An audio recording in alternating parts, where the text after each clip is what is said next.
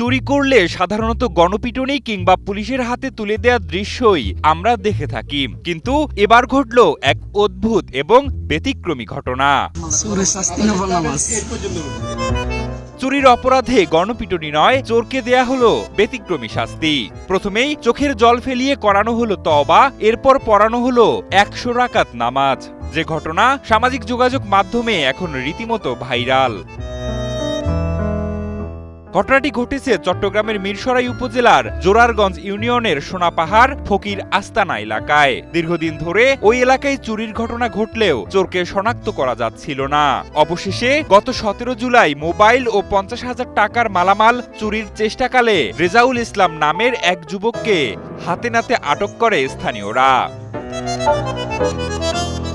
অনেকেই ভেবেছিলেন এবার বুঝি শুরু হবে গণপিটুনি কিংবা পুলিশের হাতে তুলে দেওয়ার পালা, কিন্তু সবাইকে অবাক করে দিয়ে সম্পূর্ণ ভিন্ন এক সিদ্ধান্ত নিলেন স্থানীয়রা।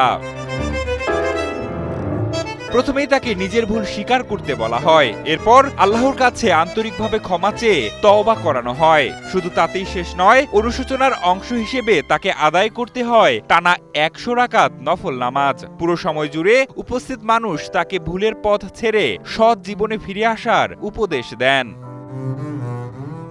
এদিকে ঘটনাটির ভিডিও সামাজিক যোগাযোগ মাধ্যমে ছড়িয়ে পড়তেই শুরু হয় ব্যাপক আলোচনা। কেউ এটিকে মানবিক ও ব্যতিক্রম উদ্যোগ হিসেবে প্রশংসা করছেন, আবার কেউ মনে করছেন অপরাধের বিচার ও শাস্তি অবশ্যই দেশের প্রচলিত আইন অনুযায়ী হওয়া উচিত।